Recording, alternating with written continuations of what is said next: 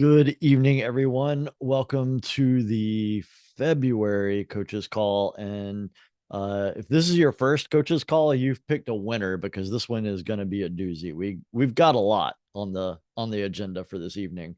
There was a long email thread and lots of people adding things to it. So I'm going to do my best to get through everything. And as always, if you have questions or anything like that, like I will pause and I'll kind of give space for that as I kind of come to pause points.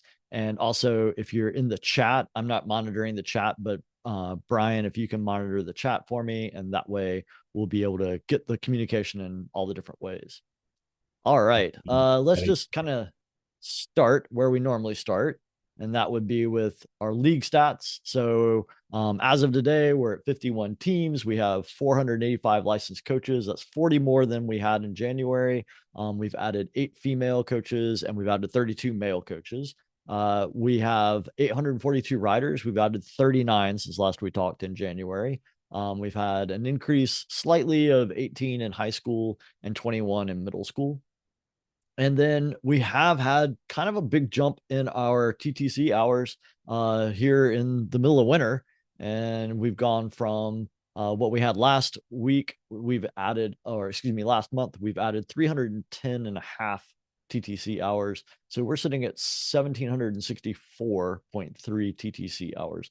I think our goal for the season is 4,000.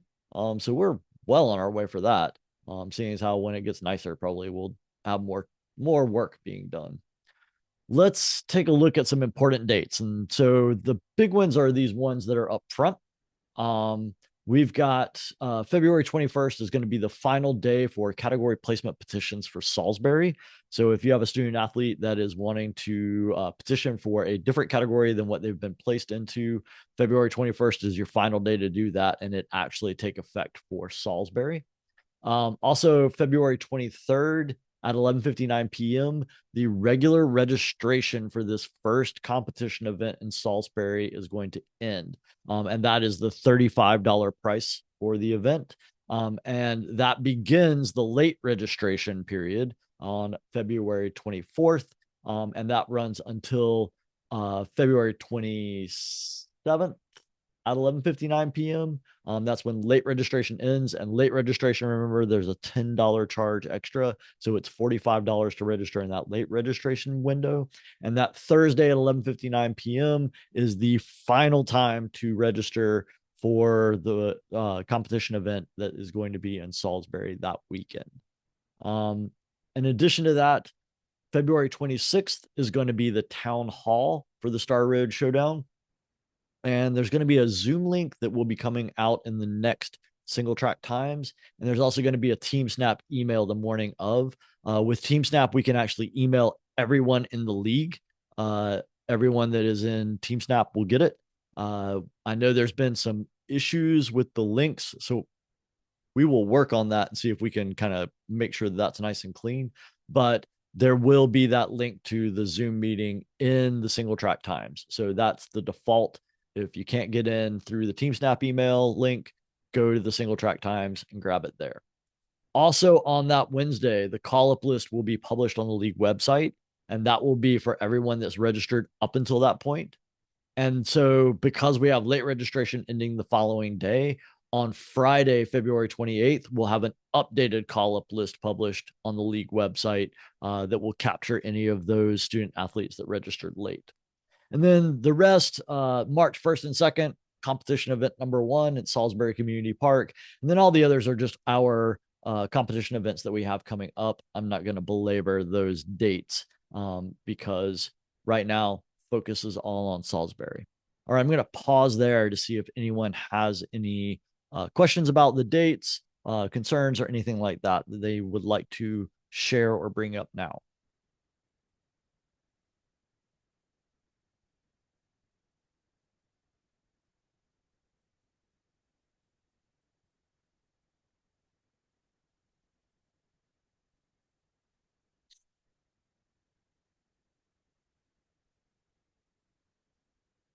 All right, I've waited my uncomfortably long teacher period of time to see if anyone would have any questions. So now would be a good time to interrupt me. And moving on. All right. So, first things first, event changes. Okay. So, this is a big one that I need everyone to kind of take some notes on. So, first things first, pit zone is going to open up at a different time. It's going to open up at 9:30 a.m. So, that's a new time for us. The second one is that there's going to be no coach pre ride. So, we've got a lot of stuff going on and we had to start seeing what could we cut out. And I feel like the coach pre-ride is something that we can get by without having done. So if you have never been to Salisbury and you are a coach, go ahead and look at that course preview that is on our YouTube channel, and there's a link to it right there to familiarize yourself with the course. One thing to keep in mind, for those of you that are new that have never been on a NICA course here in North Carolina, the NICA courses are not technically challenging from an adult standpoint. So there is nothing that's going to be like, oh, we forgot to tell you about the 8-foot drop that's in the middle of the trail. There's nothing like that. Like, just take out that first group, ride nice and easy. You'll be able to see everything coming. It'll be no problem at all. If you've never even been on the course, it will be well marked and you'll be able to get around and make it a good preview for your student athletes. So, no coach pre-ride on Saturday. There's a new wave schedule. And the biggest additions are we had to add in the fifth graders. So they're still added into the middle school waves. It'll be 8, 7, 6, 5 boys, 8, 7, 6, 5 girls. But the biggest is JV3 boys will be the first race of the day on Sunday. So they will stage at 8:50 a.m. and they will start at 9 a.m. So your JV3 boys, they are the first ones out of the gate. And then, as always, I've got a link there to the race flyer. So make sure you read the race flyer, because a lot of your questions can be answered there as well. All right. So that's changes to the event weekend schedule. What questions or comments or concerns do we have about that at this point? Can we also make a note on pit zone that it closes 15 minutes before course inspection? So that'd be 12:15. All right. Duly noted. Let me write that down. There's a question in the chat. If student athletes don't plan to race, but they want to ride the course on Saturday, do they still need to register for the event? Yes, that was answered by Brian. So just to make sure that everybody is aware of that, every student athlete that is in attendance at the event does need to register for the event. All right. And you said that pit zone would be closing. What was that time again? 12:15 p.m. It's 15 minutes before course inspection. Okay. Can you define pit zone just because this is our first year? Is this like where our like tents and stuff are supposed to be? And That is correct, Yes. Greg. Yes, Greg. So, for those of you new, NICA loves to name different things with the same name so that you're never really sure what we're talking about. So there's the pit zone that's on the computer, and then there's the pit zone that's the physical place at the race that you put all of your stuff.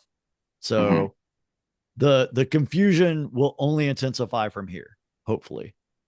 the scheduling of it, like quote unquote closing and things like that, does that mean that you have to evacuate pit zone? You're not allowed to be in it? I'm No, not no, sure. no. You can't move any more stuff in at that point. Like, you've got to have Oh, all your stuff in by 12:15 and get okay. set up. But it will be your central hub for the weekend. Like, everybody, if you watch any of our videos, when you see lots of people kind of standing around, they're in the pit zone. So you'll see the easy ups and all that kind of stuff. All Right. right. Jeff LeBlanc, longtime listener, first time caller. Yeah, okay. So quick question for my information, Ben, as well. The closing of the pit zone at 12:30, is this particular to Salisbury because the race course crosses the road, Or is this going to be something for every event that we're going to not allow vehicles in after 12:30?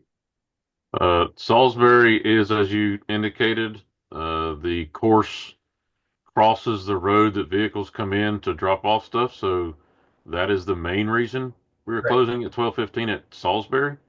We are also looking to do this same time at NC Car, our second venue, because we're looking to be able to drive around the pit zone to be able to load and unload. But that's also parallel with the race course within 25 feet.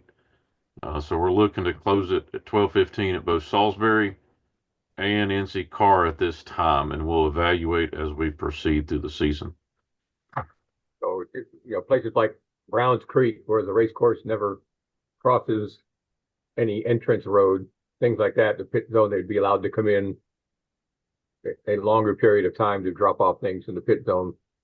But so it's particular to the courses where the race course intersects with the road at some point. So Yeah, and we'll, like you said, we'll evaluate it as we go to see what kind of traffic we're generating and any confusion, congestion, or any of that good stuff.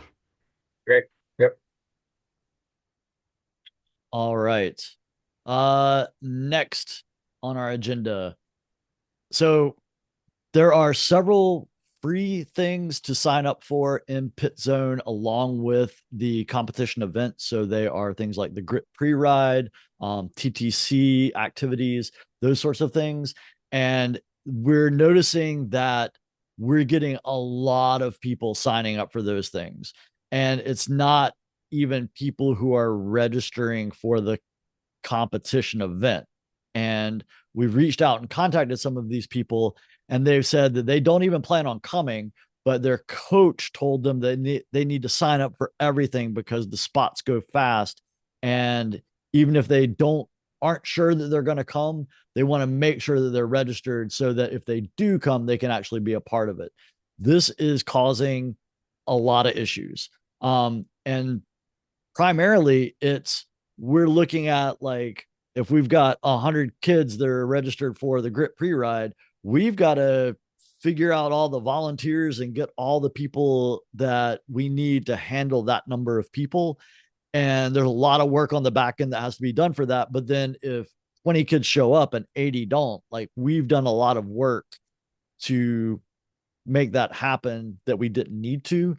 The other thing is some of these have limited space. And so people are taking spots from student athletes that actually will be there and actually do want to participate. So please do not tell people to just register for everything, whether or not they intend on coming. Kind of, let's use good judgment and make sure that those opportunities are there for those student athletes that are going to be there so that we can plan accordingly. All right. Any comments or questions about that? Because this was a big one that came up today.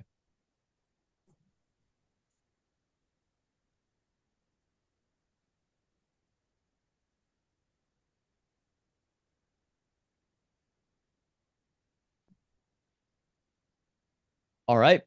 Rider rankings and call ups for the first race. So I sent an email out to all head coaches. That was a rider ranking sheet. So you have gotten that. There are a few of you that have not completed that yet, but Phil Watson wanted to kind of talk with everyone and be here to answer questions, not only about rider rankings, but also call ups for the first race. All right, take it away, Phil. Sure thing. You hear me okay, Sean? Absolutely.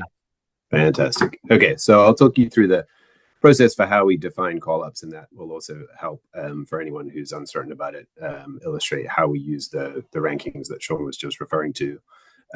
So the main way that we determine call-ups is, as we've done in the past, is based on season points with student athletes ranked in descending order of their season points. For the first race of the year, we use last season's points, and then for future races, we switch to using points earned in the current season. Obviously, not all student athletes raced last season. And so in that case, we have a process which is sort of a two-step kind of process. So that works. Firstly, each team is assigned a random number between 1 and I think it's 51 because there are 51 teams. And we begin by identifying the team assigned number 1. And then select the rider who was ranked as the fastest rider in that category by their coach. Then we go to the team assigned number 2 and identify their fastest rider, and so on, all the way through to team 51. And then we cycle back to team 1 and pull their second fastest rider for that category, and so on until all of the riders all the student athletes are accounted for. As many of you know, we have several categories that are split into 2 fields because those categories have lots of student athletes. And this year, those fields are JV1 boys, 8th grade boys, 7th grade boys, 6th grade boys, and JV2 boys. And the split into the 2 fields, which student athlete goes into which field, is done based on their average speed. So student athletes are ranked by their average speed, and then the fastest 50% who are racing in that race are put into field 1, and the slower 50% who are racing in that race are put into field 2. Once we've done that split into the 2 fields, the actual call-ups within those fields is done based on the same way that I described for the other categories earlier. A few other quick things to just note.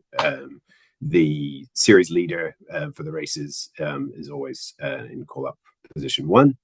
I mentioned that the random number that teams are assigned, that's different for every race. So you might get 51 in race 1, but you might get number 1 in race 2 or race 3. And that's published, I believe, on the coaches resources section of the website. And then I think the last thing I'll say is that after the second race, student athletes' lowest score is dropped. So, for example, if they didn't attend a race or they had a bad day or a mechanical, it doesn't impact their call-up position. Any questions about that approach? Phil, I know new this year is we're not just doing 1 drop, we're doing 2. And that was out of I think some guidance that we got from Western North Carolina teams and the fact that the Western venue was not available. So we wanted to kind of lessen the impact that would have on them. So can you explain how that second drop would work? Yes, in much the same way. So essentially, we're just looking at the, let's say if there are 3 races, then we're looking at the best position that the best race score that student athlete has had in the 3 race series so far, and then sequentially on through that. So drop the 2 races, and that's how their series points are determined. Hopefully that makes sense.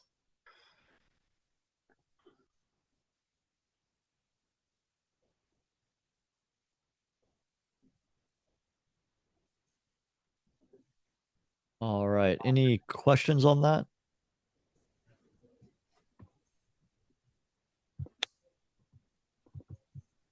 Bill, you did such an excellent job of explaining it. Everyone's like, I totally understand now. Or flummoxed everyone. And we will receive no questions at all. There will be no follow-up emails about this in any way, shape, or form. So good job. All right, fantastic. So that random team order for race call-ups is already out on the category placement section of the coach resources page of the league website. So there's a link there to it if you want to take a look at that, see what the draw was for your team for that random team order. Next, volunteers. So we're only at 20% for Salisbury at this point. And we wanted to kind of yay, let's get some more volunteers. We do have some new incentives for volunteers. So there's going to be cognitive MTB and TC screen printing gift card drawings each weekend.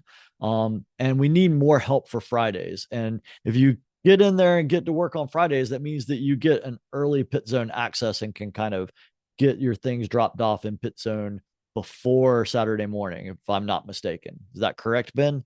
Jenny? Yes, for those that volunteer on Friday for their full shift, will have access at 4:30 at the end of their shift to drop off their team equipment. And that'll close at 5 p.m. All right. And Jenny, did you have anything that you wanted to add? Not right now. We just really encourage everybody to have their team sign up for different positions. There are links to the descriptions, links to the sign up. So when they click on there, they can go to the link to see what that position entails. All right. Thank you very much. And if you have questions about volunteering, you can certainly email myself or Brian, but we will be looping you into Jenny, because Jenny and Diane LeBlanc, they're sort of our spearheads for volunteers. All right. Now we do have sort of an additional ask volunteer wise, and that is a call for standing marshals. And so Brian Wood, our chief course marshal, you wanted to speak to this. And so I'm going to turn the floor over to you. Thanks, Sean. We are going to be continuing our standing course marshal program for this year. Those standing course marshals kind of fill a role on race weekends or event weekends to help out on Saturdays with oversight and response if we have an issue out on the trail. It's not a lot extra to do. We just ask you to pick up a radio when you come in to the venue, carry it with you, keep it on during the day. If we have an issue in pit zone, you call and just help us get a response started there. And then also out on the trail while all the surveys are going on to just to give some oversight out there. We wouldn't ask you to leave your team if you didn't have appropriate student to coach ratios. But if something did happen and you were able to break free to go help somebody, we'd ask you to do that. Also to help out on Sundays, if we end up running short and not having enough people to cover the course marshal positions, to be available and willing to come in and help make sure that we've got all those positions covered so that we're able to carry out the race. Really, the requirements for that are pretty flexible. We ask that you have had some experience as a course marshal in previous years and that you're pretty comfortable with your medical skills, and also that you have some bike maintenance skills just to get people back up and running if they need it, and or willing to work on that, because we can help you with those things. If you're willing to help out with that, you can shoot me an email and we can put you on there. Oh, we would ask that you also have some first aid training.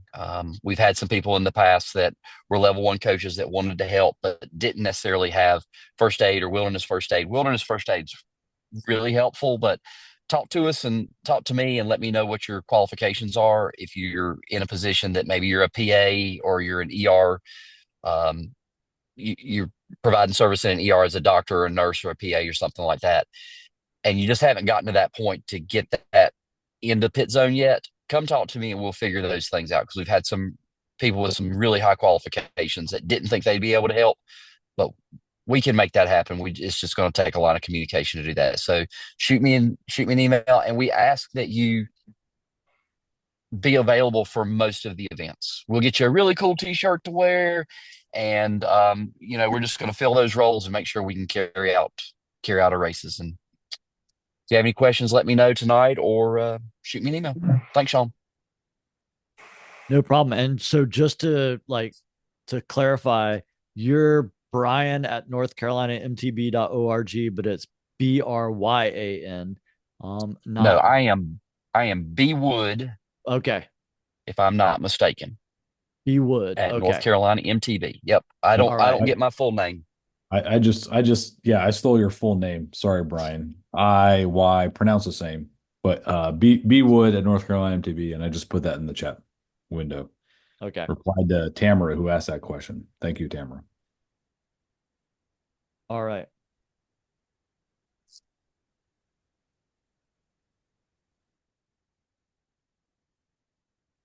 There we go. All right. Couple of final kind of house cleaning stuff. This is going to be the final call for composite team scoring splits. So I have sent those out to all the composite teams that had more than 11, either middle school or high school or both, teams to start working on those scoring splits. I've been communicating with several of you. I'm going to do a final kind of cleanup round this week and be communicating with you. There's a couple that I've got some questions about that I'll be reaching out to teams on. But if you are unfamiliar with what this is, just to kind of let you know how North Carolina works. So in the NICA handbook, it says that composite teams are a temporary structure and that they are limited to 11 student athletes. In North Carolina, we interpret that as 11 either high school or middle school student athletes. And so once we see a team that has more than 11 student athletes in either high school or middle school or both, then we start looking at doing scoring splits. What this means is that for scoring purposes, there is a scoring unit within the team. The first division is if there are 5 student athletes from the same school, then we pull them out and make them a school-based scoring unit. This is different from being a school-based team in pit zone. And then the second one is we look at geographic splits, and it's based on the home address of the student athletes.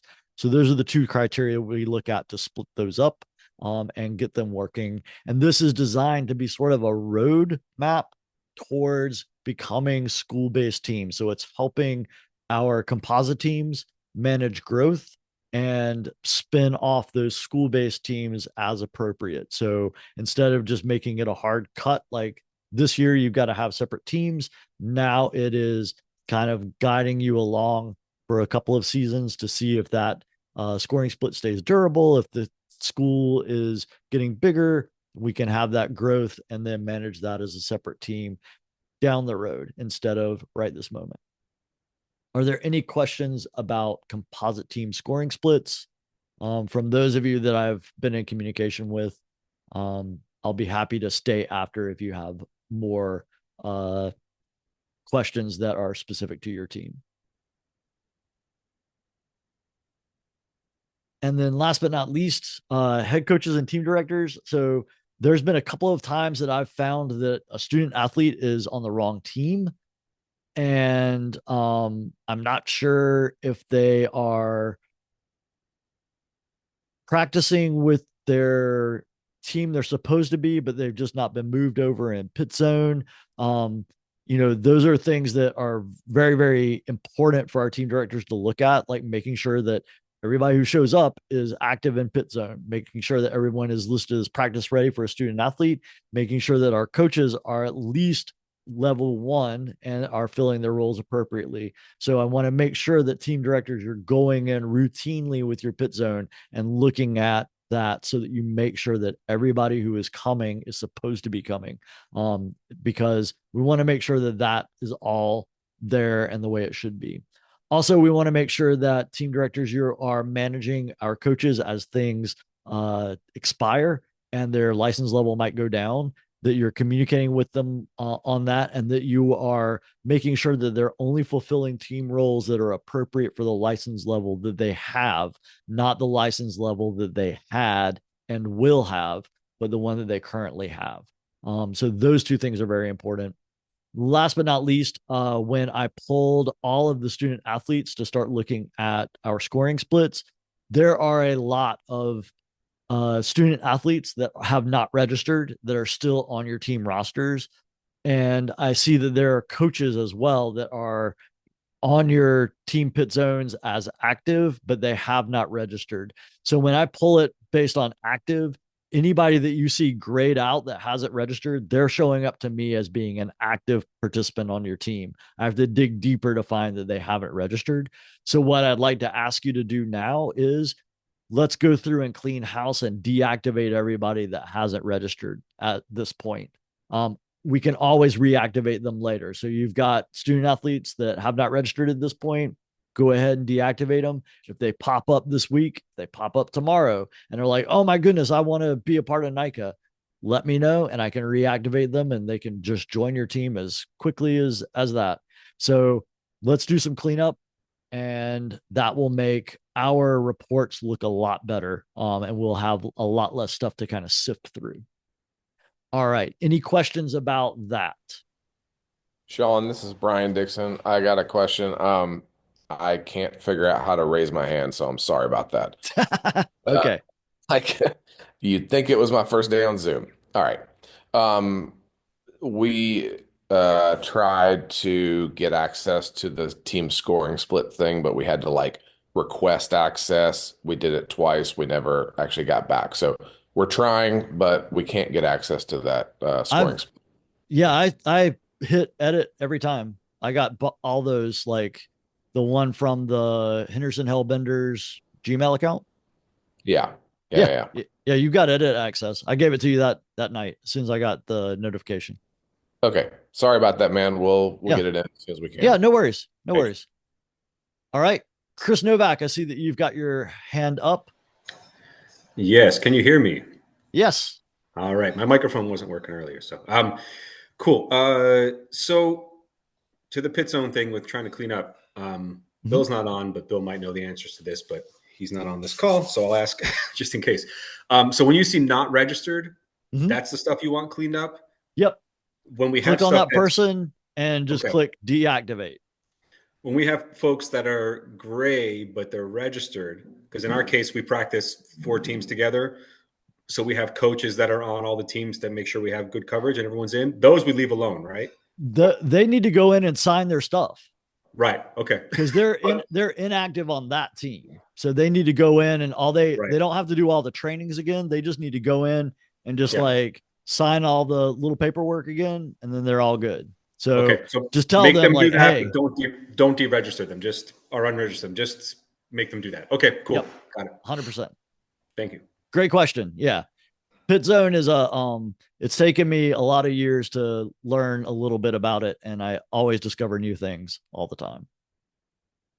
All right. Other questions, comments, concerns?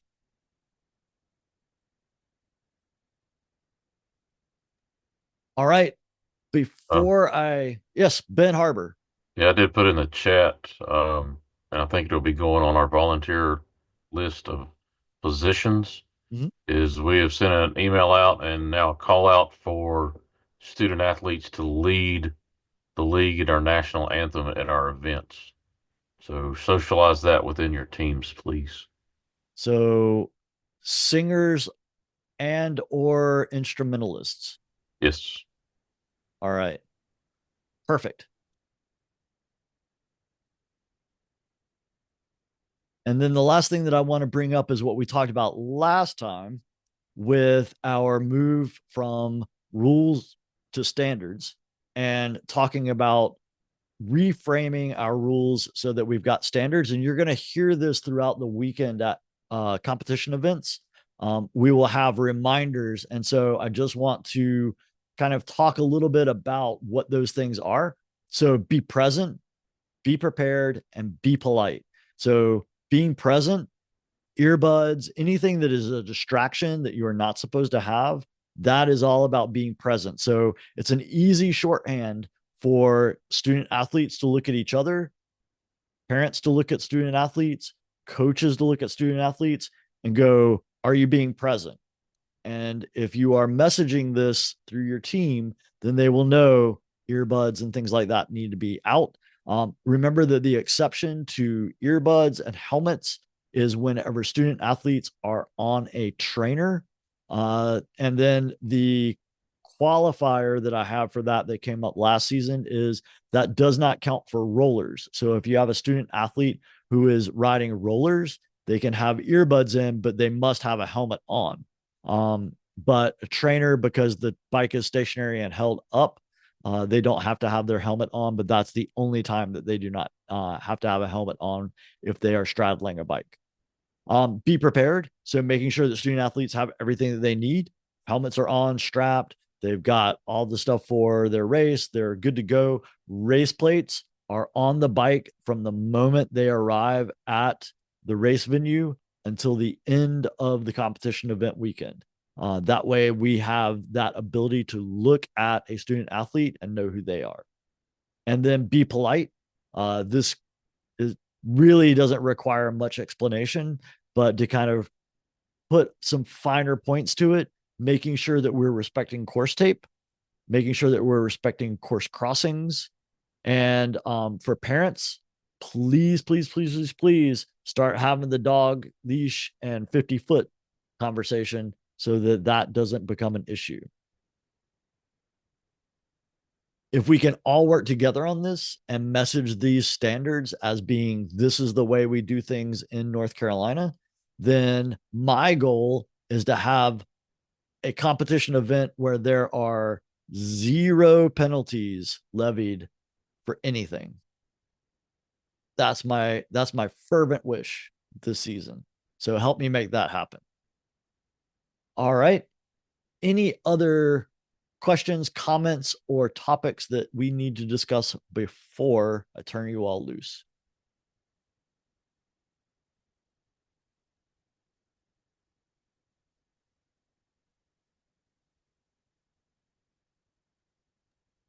I kind of have a question about showing up at Salisbury.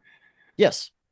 If we're coming for, and I guess if I'm bringing, like, say, a team trailer, and I'm also going to be camping in an RV spot, showing up on Friday to volunteer early, can I just pull in and park with the trailer and then obviously set up later? Or I mean, I guess I'm just trying to set up my expectation for that day. Am I pulling a trailer into pit zone and then coming later, or how does that work? So, want me to take it, Sean? You want to get No, I wanted you. I was getting ready to say Ben Harbor. This is all you. it? Like, Cool. this is not me. So if you're bringing some kind of a travel trailer, camp trailer, RV, whatnot, I'd highly recommend that you go park that, drop that in the camping section. As soon as you get there, I think the volunteer slots start about 12 or 1 p.m. in the afternoon and run till 4. Look on our volunteer site for the exact times. But when you get there, you can start volunteering, and then at the end of your volunteer shift, there'll be about a 30-minute window between 4:30 and 5 to go get your equipment, bring it back over to pit zone, and drop it for the evening. And then you can go back and do whatever you need to at your lodging location, either on site or off site.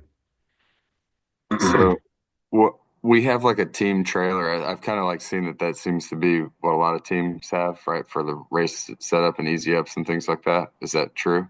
Yes, some teams have enclosed trailers or open trailers. Yeah.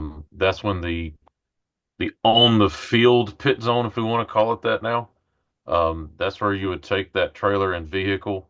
There'll be parking attendants to direct you to there mainly on Saturday. Our staff will do it Friday, myself. Okay. And we'll show you, hey, park over here, unload and go to your pit zone and drop the gear for a Saturday morning set up. And then you can pull your vehicle out and go park it, either the team trailer on the map where we have team trailer parking designated, or you can take it back to your campsite if you've got space, if there's space in camping to be able to park that. So are teams ever having a trailer at their pit zone, or you just use the trailer to transport and then you unload Transport at and pit? unload. Okay, got you. That makes sense. Okay. All right. And Greg, Phil Watson. I'll add one other thing, Greg. If you have any questions, just give me a call. My Okay. cell phone should be on some of the contact stuff. I think you've texted me. I've got your number saved. Absolutely. Thanks, Ben. Yes, sir. Sorry about that. John. Phil Watson, you have a question? Yeah, sorry to do this to you. Can you remind me of the guidance on full-face helmets? And if the answer is read the handbook, say read the handbook. No. So last year it was taken out of the handbook. And to be honest, I have not specifically looked for that rule in the handbook. I've been looking at other stuff. So look at the handbook and I'll look at the handbook too and kind of know ahead of time what's going on. I think last season they took it out. There was no where you need to get permission for it or anything like that. The one thing that we would say is that if a student athlete is wearing a full face helmet, they need to have a hydration system that isn't a water bottle. Because you can't drink from a water bottle with a full face helmet. So they just need to be able to have a Camelback style to drink out of. Gotcha. And if it's a student athlete doing a 1 lap race and they're not planning to use a water bottle, that's not going to be a concern, right? I would hope not. I would still like at the very least like let them have a water bottle. I don't want to say it's okay because like we've had kids get out there and then next thing you know they're out there for a while and it's hot. So just make sure they do have something to hydrate so that they're not incapacitated on the side of the trail. That seems fair. Okay. All right. Is water mandatory? Let's see. You were just talking about it, so. Yeah, so is water mandatory for student athletes to race with? Some of mine don't like to. Yeah, like my daughter doesn't like to put one on her bike when she races. She just doesn't want to, and I can't seem to make her. So, how many laps is she doing? She like 3 laps on a race. She needs to have a water bottle. Like, remember, that's part of what we're teaching our student athletes is about being self-sufficient. And so we want to make sure that we're kind of instilling that in them. Brian Russell has his hand up. Let me just share on this topic and Sean, the 3 P's, be prepared. And that's what we're teaching our kids to be. Here's what happens in my ear all day Sunday is Brian Wood and his course marshals. Hey, plate number 827, really struggling out there. Hey, plate number 827 doesn't have any water on them. It's really hot. And they're struggling out there. And so Brian Wood does a great job of making sure all the marshals are prepared. They have extra water and, there's rider assistance penalties and all that. What I'm saying is Sean is exactly right. Make sure riders are prepared to finish the race, self-sufficient, because that's what we're building as lifelong mountain bikers. It's probably best to have some water for the race, even though your daughter doesn't want to have any water on her, Greg. Have her get some water for the race. It's a good idea to do. Ben Harbor. Yeah, I'll add to the conversation. For Greg, that you've never been to one of our events before, there is a location on our race course called the feed zone. This area is where coaches or parents can provide a water bottle or some kind of a snack to hand to the students on a multi-lap race event. So if she's dead set on not wanting to carry one, I, like Sean, want to encourage her to carry one. But they can provide water in the feed zone. I'm gonna step in there for a second. So student athletes, even if they're getting bottle hands ups, they still need to have a bottle because the chances of dropping a bottle in a hand up in the feed zone is always present. It's never 0. And so that self-sufficiency part of it is very important. And this is something that you see, professional World Cup racers, they are not racing without water bottles. They have water bottles on their bikes. Even if they are taking feeds in some of these races, there's a feed zone every half a lap. So we want to make sure that they are being self-sufficient. They do have water on their bikes just in case, even if they're not drinking, which that's a whole other question. But the other thing that I want to talk about with the feed zone, so that kind of clear that up, there's a lot of rules about what goes on in the feed zone and who can be in the feed zone. So it is not anyone can go in there and start handing things up. It's defined by the size of your team and all that sort of thing. So we'll talk more about that as we get to the race event. And we'll have that conversation on the coaches meeting on Saturday. But just to be clear, like read up in the handbook about feed zones and how they operate. And then you may want to talk with a parent or one of your coaches and kind of designate them as your feed zone person. All right. Other questions or concerns?